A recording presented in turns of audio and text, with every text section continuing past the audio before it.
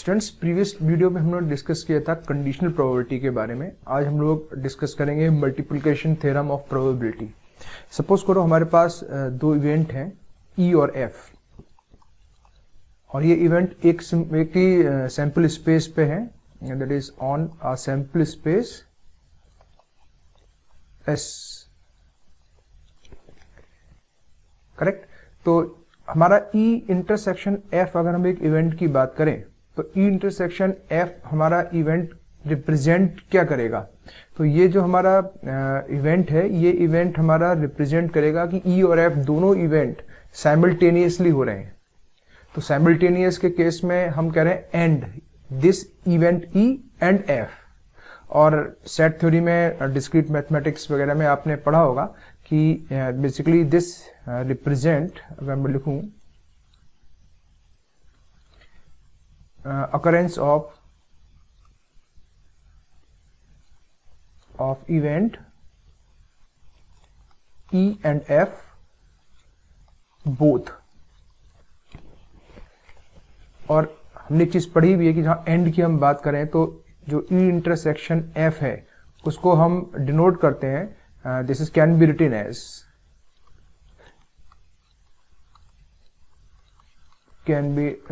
As EF, यानी multiplication.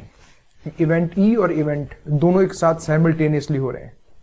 तो इसी तरह से अगर हम इसको लिखें तो ये हो जाएगा EF को हम लिख सकते हैं EF, या जैसे हमें पता है कि जो हमारा इंटरसेक्शन होता है वो कम्यूटेटिव होता है, तो F इंटू यानी F इंटरसेक्शन E की बात करें तो this is F into E, और दोनों आपस में एक इक्वल ही है बेसिकली। तो ये तो हो गए हमारे मल्टीप्लिकेशन के बारे में कि मल्टीप्लिकेशन का मतलब क्या है कि यहाँ पर दोनों इवेंट बेसिकली साथ साथ हो रहे हैं, तो इंटरसेक्शन लगाया हुआ है। तो इसकी वैल्यू कैसे निकालेंगे, क्वेश्चन यहाँ पे आया। तो हमने एक कंडीशनल प्रोबेबिलिटी पढ़ी थी, हम कंडीशनल प्रोबेबिलिटी की हेल्प से इसकी वैल्यू निकालते हैं। कि सपोज करो हमारे पास कंडीशनल प्रोबेबिलिटी है, probability of E while F has happened, conditional probability of E while F has happened, this is given by probability of this is E intersection F divided by probability of F। Let us suppose this is question number 1। तो यहां से हमें मिल जाएगा probability of E intersection F is equal to probability of F into probability of conditional probability, basically this is conditional probability of E while F has happened, provided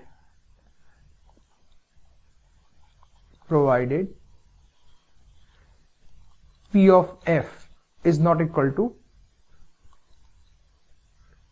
यहां पर basic condition नहीं है, तो P of F is not equal to 0, we are assuming that। और इसको हम suppose करो एक नाम दे देते हैं इक्वेशन नंबर 2 का। तो this is the law.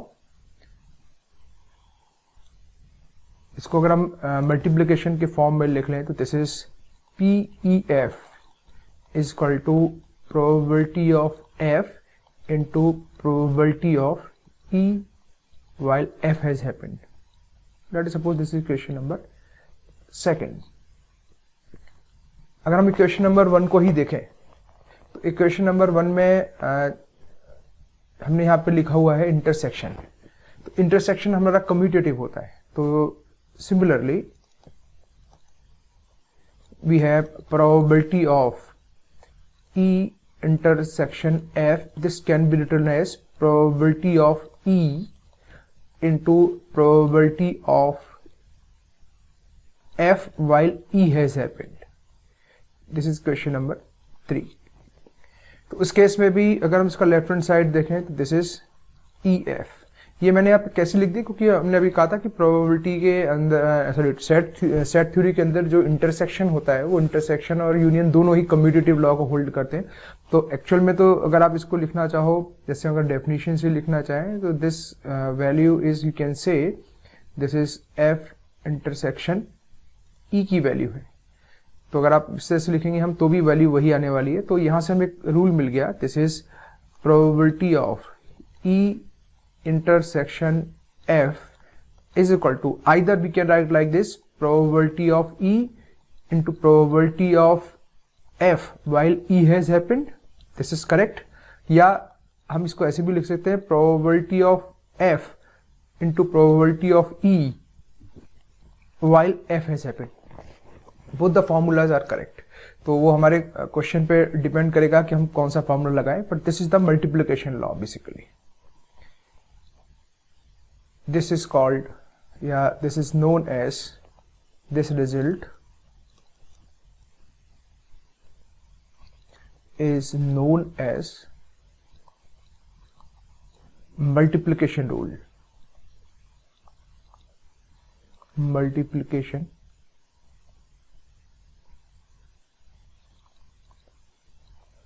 rule of probability.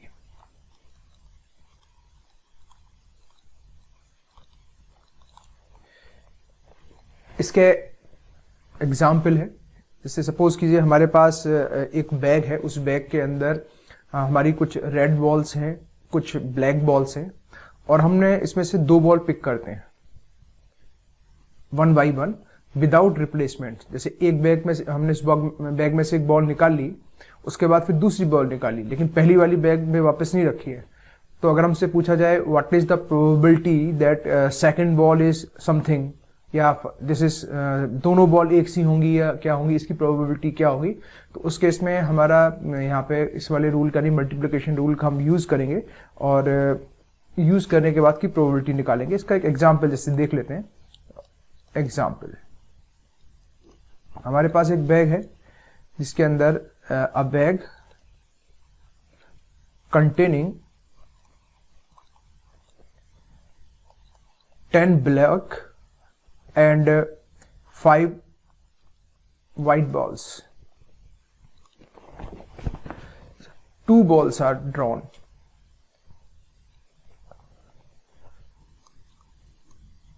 Two balls are drawn from the bag without replacement. Without replacement. What is the probability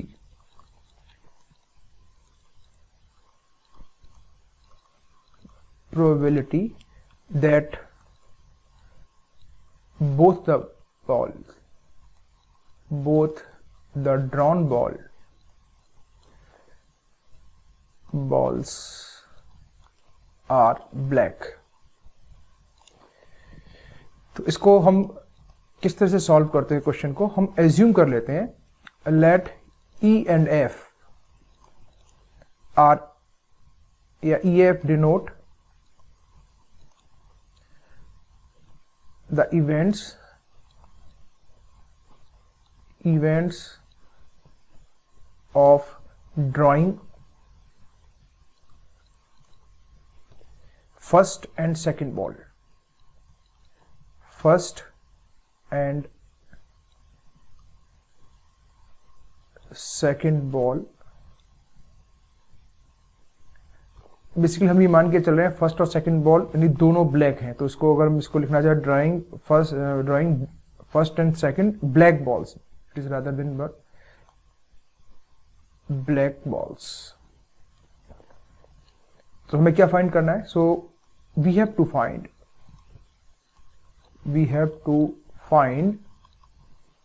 basically probability of E and F, यानी कि पहली वाली भी ब्लैक है और दूसरी वाली भी, and that is, or we can say we have to find what is the value of P of EF.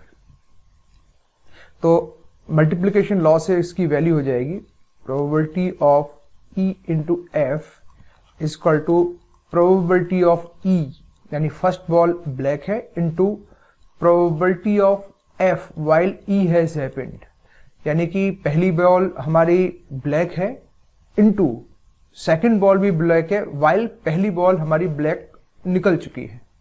तो कैसे निकालेंगे? तो प्रोबेबिलिटी ऑफ E की हम बात करें तो प्रोबेबिलिटी ऑफ E का मतलब है पहली ब्लैक बॉल, तो टोटल बॉल हमारे पास है 15 और ब्लैक बॉल है 10, तो दिस इज नथिंग बस 10 by 15. Similarly probability of f upon e की बात करें कि सेकंड बॉल भी ब्लैक हो जाए, तो एक बॉल हमने निकाल ली है तो टोटल बॉल हमारी बची है इसमें 14, और ब्लैक में भी एक बॉल निकल चुकी है तो इसमें हमारी बची बॉल 9, तो सेकंड भी हमारी ब्लैक हो उसकी प्रोबेबिलिटी है 9/14 जबकि पहली ब्लैक थी। So which implies probability of e and f is equal to, multiply कर दिया 10/15 इंटू 9/14। तो जब इसको हम सिंप्लीफाई करेंगे so we will get the answer, and this simplification में हमें आंसर यहाँ पे मिलेगा। इसको हम सिंप्लीफाई करें, this is 2, this is 3 and this is 3, that is 3/7। This comes out to be 3/7। इसी तरह से हम अगर ताश के पत्तों की बात करें कि हम सपोज को 2 पत्ते हमने निकाले हैं विदाउट 2 कार्ड ड्रॉ किए हैं एक डेक में से, और विदाउट रिप्लेसमेंट कि हमने एक पत्ता निकाला, सपोज करो वो किंग आ गया, so what is the probability that second one is queen, that first one is king and second one is queen. तो सेम लॉ यहां लगेगा। एक किंग को निकालने की प्रोबेबिलिटी अगर हम जो एग्जांपल मैंने बोला इसमें लें, तो एक किंग को निकालने की प्रोबेबिलिटी अगर हम k मान लें, this is pk is equal to 4/52, और सेकंड अगर हम q की बात करें, सेकंड पत्ता जो हमारा कार्ड निकला है वो क्वीन है q, while first one is king, तो हमारे पास टोटल कार्ड तो बचे 51 और क्वीन हमारे पास अभी भी 4 है, तो दिस इज 4/51। तो हमारी प्रोबेबिलिटी दैट पहला कार्ड किंग हो दूसरा क्वीन हो, दैट इज गिवन बाय पहला card king into probability of second queen while first was king, so this is 4/52 multiplied by 4/51, so this is the probability। तो इस तरह से हम मल्टीप्लिकेशन लॉ की हेल्प से क्वेश्चन सिंप्लीफाई करते हैं। अगर हमारे पास जैसे मैंने जो फॉर्मूला लिखा है यहाँ पे, ये फॉर्मूला हमारे 2 वेरिएबल के केस में है कि हमारे पास 2 इवेंट है, बेसिकली वेरिएबल का मतलब मेरा यहाँ से 2 इवेंट से है, हमारे पास 2 इवेंट है।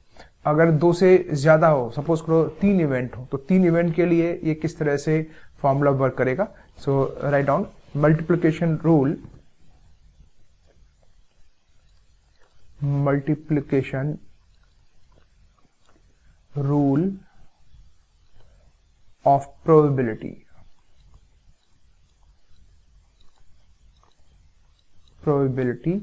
for more than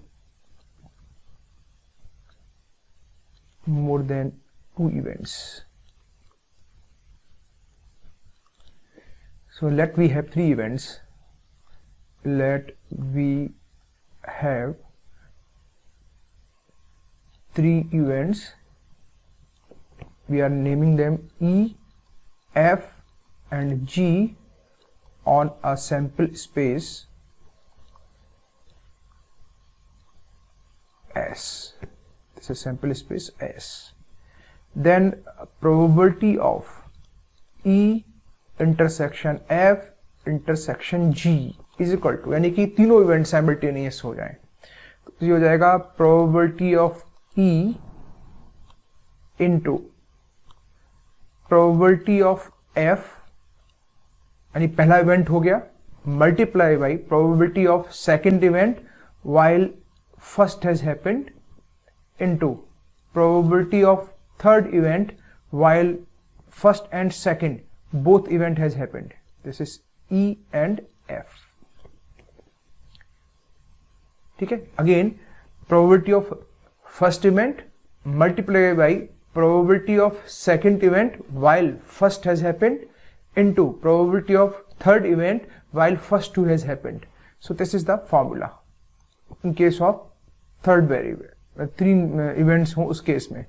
इसी तरह से अगर हमारे वेरिएबल 4 हो जाएंगे तो हम 4 के लिए भी इस फॉर्मूले को एक्सटेंड कर देंगे। सपोज करो एक और इसमें वेरिएबल आ जाता है h, तो इसमें एक टर्म और ऐड हो जाएगा, probability of h while E, F and G has happened।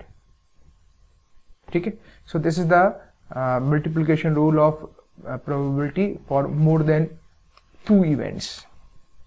इसके बाद हम डिस्कस करने वाले हैं डिपेंडेंट एंड इंडिपेंडेंट इवेंट्स के बारे में. So write down that is independent events क्या होते हैं. तो इंडिपेंडेंट इवेंट्स के बारे में हमने शुरू की वीडियोस में डिस्कस किया था कि कोई भी इवेंट इंडिपेंडेंट इवेंट्स कब कहलाते हैं. एक सैंपल स्पेस पे हो या अलग सैंपल स्पेस पे भी हो, जब एक इवेंट के होने या ना होने का दूसरे इवेंट के होने या ना होने पे कोई फर्क ना पड़ता. जैसे अगर हमने बात की है कि हमने एक सिक्का उछाला और एक डाई को थ्रो किया, तो सिक्के पर हेड और डाई के ऊपर इवन नंबर आना, तो ये दोनों की दोनों जो इंसिडेंट है आपस में इंडिपेंडेंट है, कोई फर्क नहीं पड़ेगा एक दूसरे के ऊपर. इसी तरह से एक सिक्के को हमने उछाला तो उसमें हम ये देखना चाहते हैं कि इवन नंबर आने की प्रोबेबिलिटी या 3 के मल्टीपल, यानी कि 3 का भी मल्टीपल हो और इवन भी हो, तो उस केस में ये दोनों इवेंट आपस में इंडिपेंडेंट है, कोई लिंक नहीं होगा. तो इस तरह के जो भी इवेंट्स हैं वो इवेंट्स हमारे इंडिपेंडेंट इवेंट्स कहलाते हैं. तो इंडिपेंडेंट इवेंट्स के बारे में अगर हम दूसरा एग्जाम्पल लें कि हमारे पास सपोज करो 52 पत्ते हैं, कार्ड है, और उस कार्ड में से हम सपोज करो एक पत्ता ड्रॉ करते हैं. ठीक है, 2 इवेंट हम कंसिडर कर लें ई और एफ. तो जो इवेंट है वो पहला इवेंट है जो पत्ता हमने निकाला है वो स्पेड है. स्पेड का मतलब हमें इसी में बताया था कि कार्ड के अंदर, यानी जो गड्डी होती है ताश की, उसके 4 तरह के पत्ते होते हैं, उसमें एक स्पेड का है. और दूसरा इवेंट अगर हम मान लें, that is first event is e की ड्रॉइंग अ स्पेड, और सेकंड इवेंट अगर एफ है, the card is an ace. तो ये दोनों इवेंट आपस में इंडिपेंडेंट इवेंट हैं, इनका आपस में कोई लिंक नहीं है कि स्पेड भी हो सकता है और एस भी हो सकता है, अलग अलग भी हो सकते हैं. तो इस तरह के जो इवेंट होते हैं वो हमारे इंडिपेंडेंट इवेंट होते हैं. तो इसको हम लिख लेते हैं, दिस इज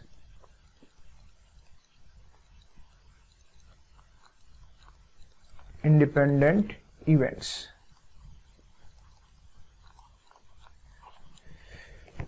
तो ये इवेंट जैसे मैंने बताया कि हमारे पास एक ताश की गड्डी में 52 कार्ड्स हैं. Suppose we have 52 cards.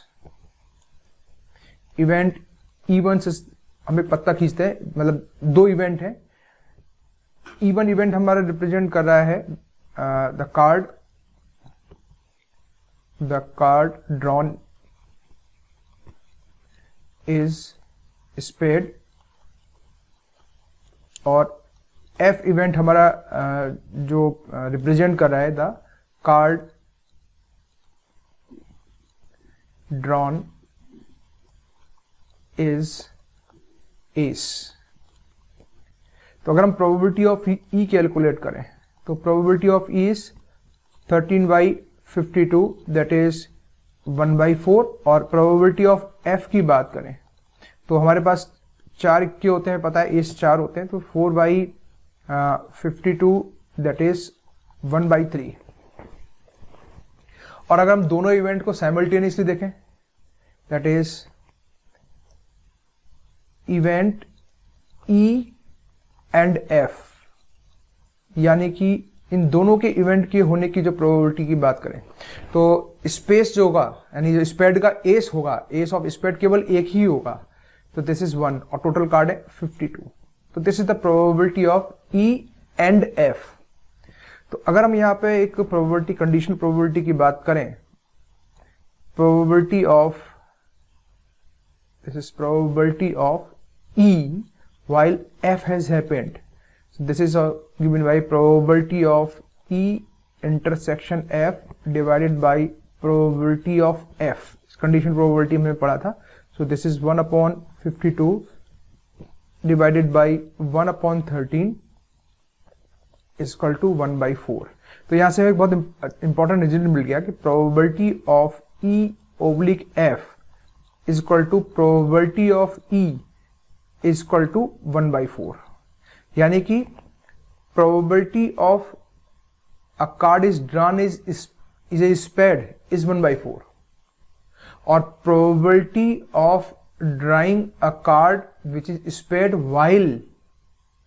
while it is an ace, यानी कि आपने कंडीशन लगा दी कि वो इक्का भी हो, एस भी हो और स्पेड का भी पत्ता हो, तो that is again this is 1/4. तो हम यह कह सकते हैं कि जो इवेंट F है वो इवेंट एफ यहाँ पर ई की प्रोबेबिलिटी पे कोई इफेक्ट नहीं डाल रहा, क्योंकि जो पी ई की वैल्यू थी वही पी ई अपॉन एफ की वैल्यू है, यानी कि इस कंडीशन प्रोबेबिलिटी ने प्रोबेबिलिटी में कोई चेंज ही नहीं किया। ठीक है, तो हम इस तरह के इवेंट्स को कह देते हैं कि यहाँ पर ई और एफ इन दोनों इवेंट्स के होने का एक दूसरे पे कोई इफेक्ट नहीं आ रहा, यानी कि ये दोनों के दोनों इवेंट हम कह देते हैं कि इंडिपेंडेंट इवेंट्स हैं। So here we can say here E and F are two events such that the probability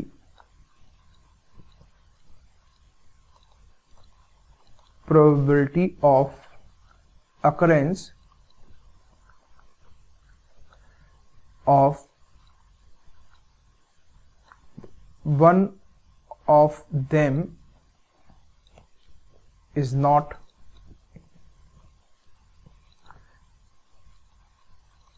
affected by occurrence of the other। तो इस तरह के जो इवेंट्स हैं, so such events, so write down such events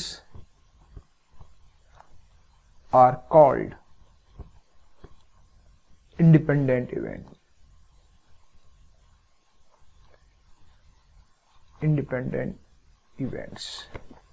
यानी कि एक event के होने का दूसरे इवेंट के होने ना होने पे कोई फर्क नहीं पड़ रहा है, तो वो इवेंट्स हमारे इंडिपेंडेंट इवेंट्स कहलाते हैं।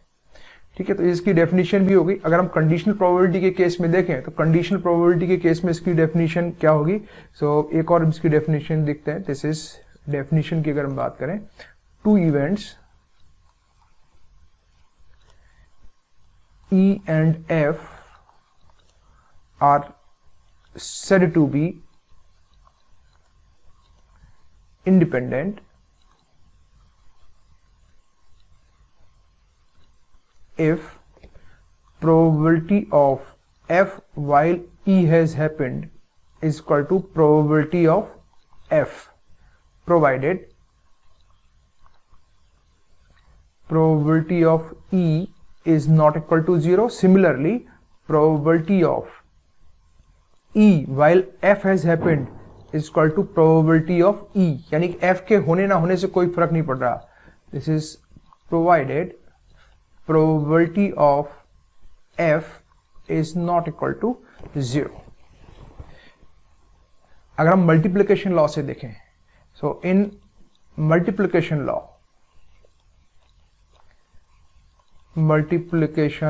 लॉ जो भी हमने डिस्कस किया था, probability of E intersection F is equal to probability of E into probability of F while E has happened। और हम कह रहे हैं कि जो E और F इवेंट हैं वो आपस में म्यूचुअली आपस में इंडिपेंडेंट इवेंट्स हैं। तो but P F upon E is equal to probability of F, so which implies probability of E intersection F is equal to probability of E into probability of F। अगर event हमारे independent हैं तो उस case में जो भी इनकी probability होगी E इंटरसेक्शन F की, वो इन दोनों की अलग अलग प्रोबेबिलिटीज के मल्टीप्लिकेशन के बराबर हो जाएगी। तो ये एक बहुत इंपॉर्टेंट एस्पेक्ट है, हमारी एक रिजल्ट है कि इंडिपेंडेंट इवेंट है या नहीं है। इसको अगर हमें चेक करना हो तो हम इस रिजल्ट का भी यूज कर लेते हैं कि अगर हमारे दो इवेंट आपस में इंडिपेंडेंट हैं तो हम इस वाली वैल्यू में, यानी कि इन दोनों के अलग अलग होने की प्रोबेबिलिटी निकाल लेते हैं, उन दोनों के साइमल्टेनियसली होने की प्रोबेबिलिटी निकाल लेते हैं और देखते हैं कि अगर वो रिजल्ट इस रिजल्ट को सेटिस्फाई कर रहा है तो हम कह देते हैं इवेंट E और F हमारे आपस में इंडिपेंडेंट इवेंट्स होंगे। तो एक डेफिनेशन हमारी यहां से भी बन गई। डेफिनेशन नंबर 2 अगर हम लिखना चाहें तो write down, let E and F be two events associated associated with same random experiment,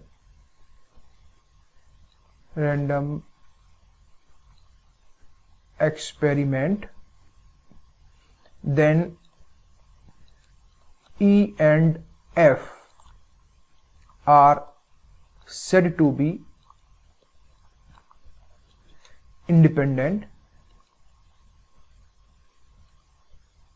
if probability of E intersection F is equal to probability of E into probability of F। और अगर ये बराबर नहीं है तो हम कह देंगे कि हमारे ये जो इवेंट्स हैं वो आपस में डिपेंडेंट इवेंट हैं। तो we will see one example of this to understand this concept. Example, वैसे तो एक एग्जाम्पल मैंने अभी आपको ऊपर समझाया ही है कि अगर हम this is here example spade वाला एग्जाम्पल जो मैंने यहाँ पे कंसीडर किया था, इस एग्जाम्पल में ऑलरेडी इस चीज को हम इलस्ट्रेट कर ही चुके हैं, तो आई डोंट फील कि इसकी जरूरत पड़नी चाहिए। लेकिन let us say again we will see an example. A die is thrown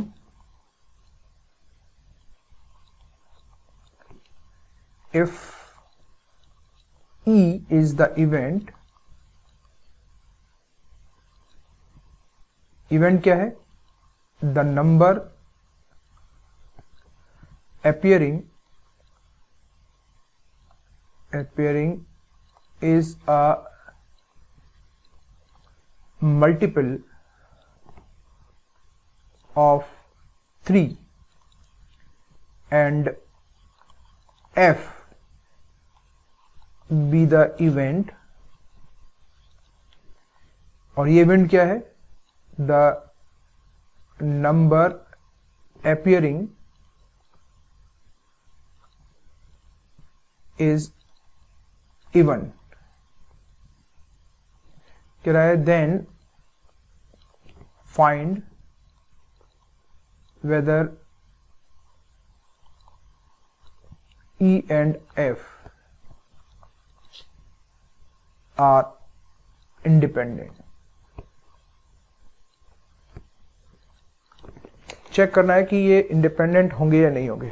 तो अगर हम इसका सॉल्यूशन की बात करें तो सॉल्यूशन में जो हमारा सैंपल स्पेस है, सैंपल स्पेस में एलिमेंट होंगे 1 2 3 4 5 एंड 6।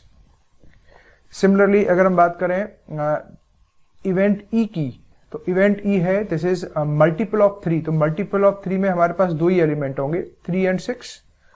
एफ की बात करें तो एफ में हमारे एलिमेंट होंगे 2 4 6। अगर हम इनकी इंटरसेक्शन की बात करें ई इंटरसेक्शन एफ तो हमें एक एलिमेंट मिलेगा 6।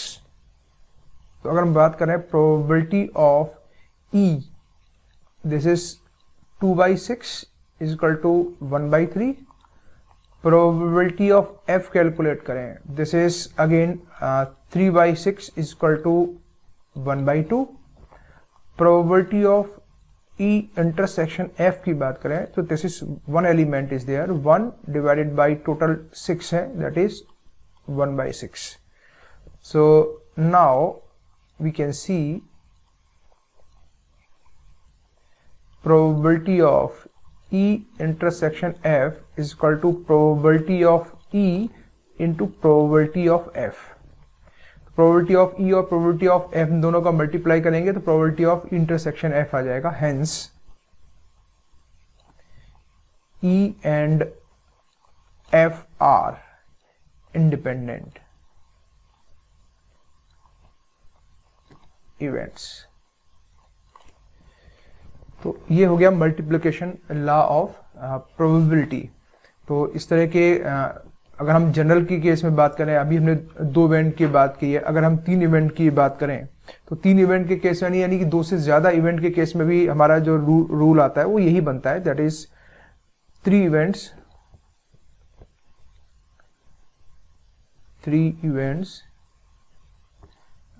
A, B, C are said to be independent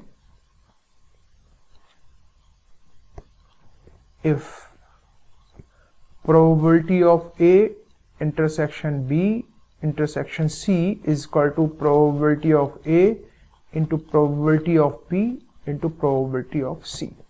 तो 3 इवेंट है, तो हम तीनों के केस में इसको निकाल के देखेंगे। अगर इस तरह की आ जाती है तो हम कह देते हैं कि ए बी सी जो इवेंट है हमारे इंडिपेंडेंट इवेंट्स होंगे।